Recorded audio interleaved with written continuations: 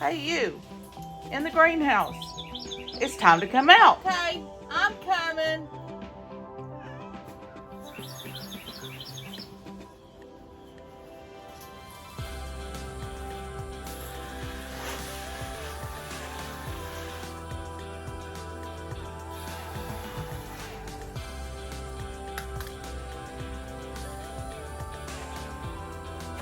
Time to get busy. Hey y'all, it's Anna from Mimsy's Garden. You can call me Mims, just like my friends. Today, we're back in the kitchen. I've been summoned out of the greenhouse and told to get busy. Oh, it's bread making day, and I had some bacon that I wanted to make some bacon bits out of. And so that's what we're gonna do today for our video, is show you how I make homemade bacon bits to can. I hope you learned something. You can even can bacon, but today we're gonna do bacon bits. What I did was my daughter went to Sam's and I had her pick up one of those big cases of 10 pounds of restaurant style bacon. And so I've got probably 3 pounds in here, and I'll do all 5, and I'm just cooking it down. I just did it in whole pieces. I'm gonna brown it all up.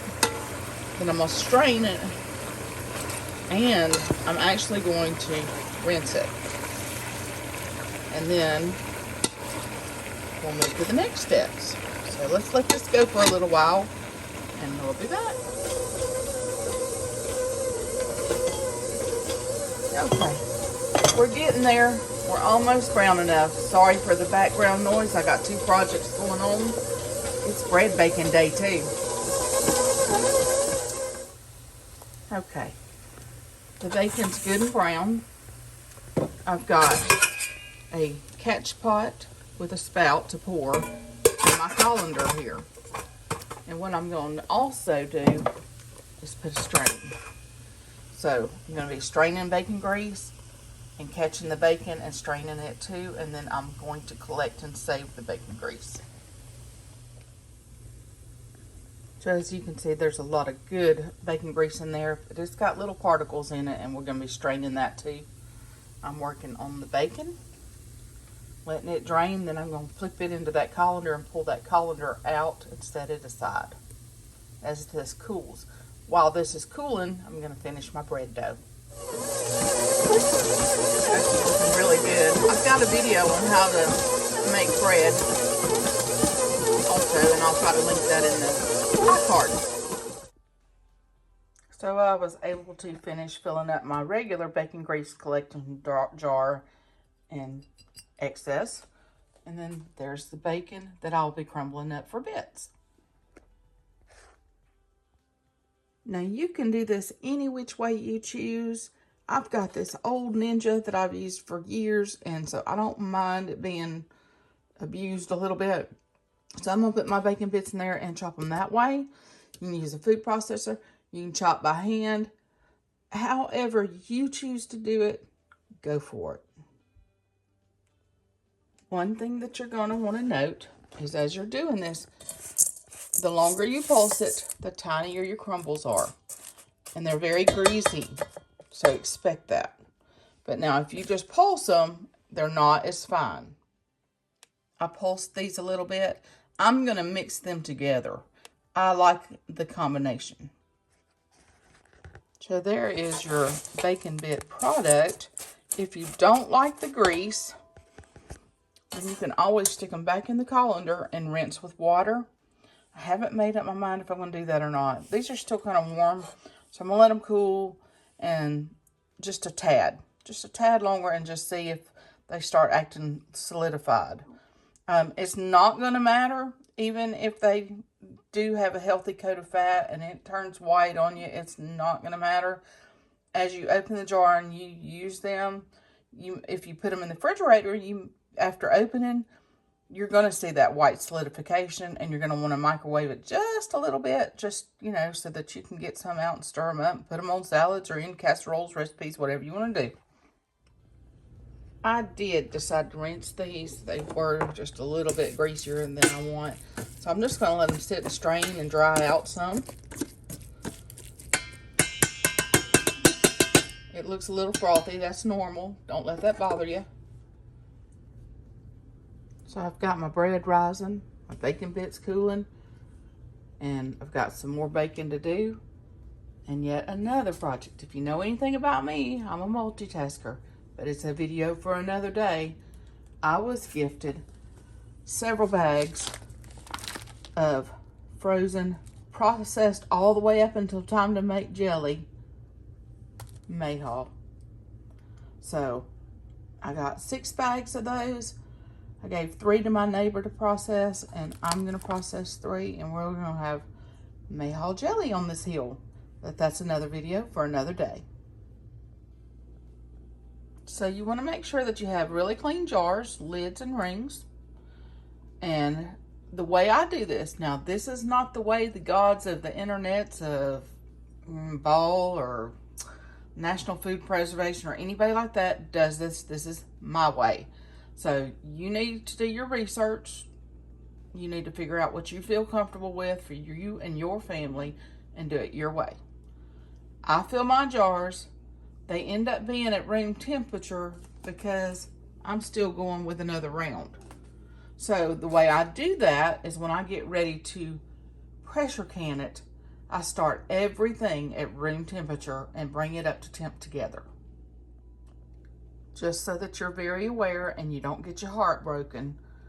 I did 3 pounds on the first go, and this is exactly the 3 pounds in the jar.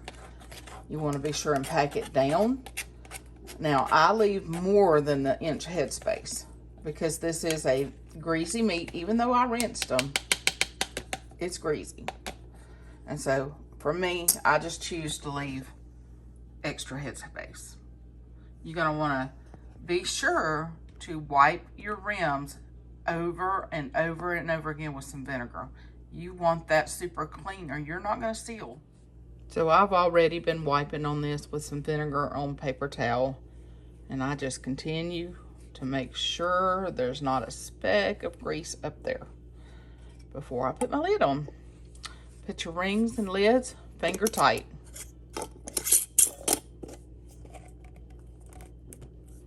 And it's ready to go in the canner. Now, for my area, I only need 10 pounds of pressure, and the allotted time is for any meat. So you've got 90 minutes. If you were doing a quart, I wouldn't do a quart of that. And the only reason you don't do smaller jars is because of the amount of pressuring time.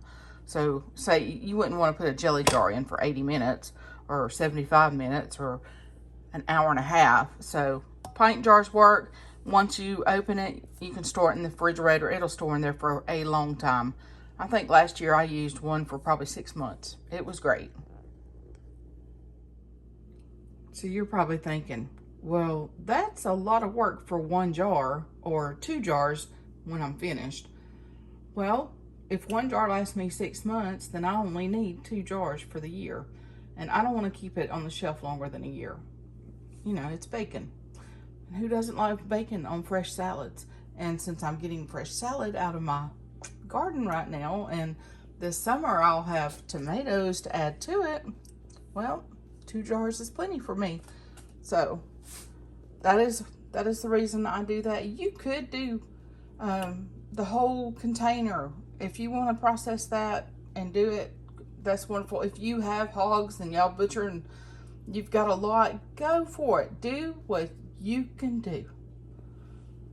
I could do the other 5 pounds that's in the refrigerator. I just chose not to. I choose to cut it in half in strips and put it up in the freezer for Terry to use for his breakfast when he cooks bacon, or maybe freeze some longer strips for wrapping chicken or Varsky peppers or things like that over the summer.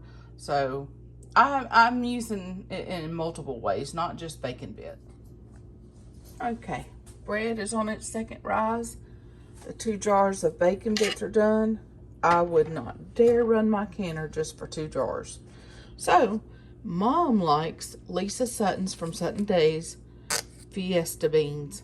So I took my dry pinto beans, put my seasoning in there, added my filtered water, wiped my rims, added my lids and rings, and filled that canner up, and we're gonna rock and roll. So I'm bringing everything up to temperature together. I'm starting with cool water, cool jars, cool lids, rings, everything's clean.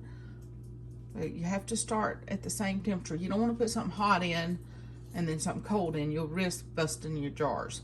So this is going to be coming up to pressure, and then once it does, I'll let it vent off for 10 minutes, add my jiggler, and let it pressure can for the allotted time for the longest product in there, which is the bacon bits. And since it's all pint jars, from my time, I believe it's 75 minutes. I'm going to double check that. But I'll show you the end product when it's done. And now you know how to do homemade bacon bits.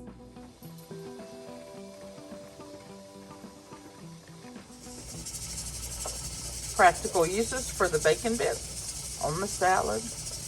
I've got green beans from my garden, the salads from my garden, and the smothered pork chops from last night, and a little bit of low sugar ranch, because I'm still doing keto, and that's going to make it hard when there's fresh bread around, but I'm determined. Got to stay away from it. Even though it's organic, it doesn't work for me.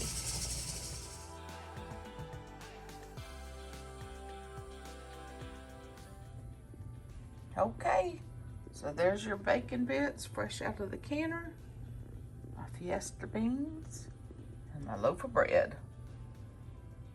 Thank you for watching. Please hit the like and subscribe button.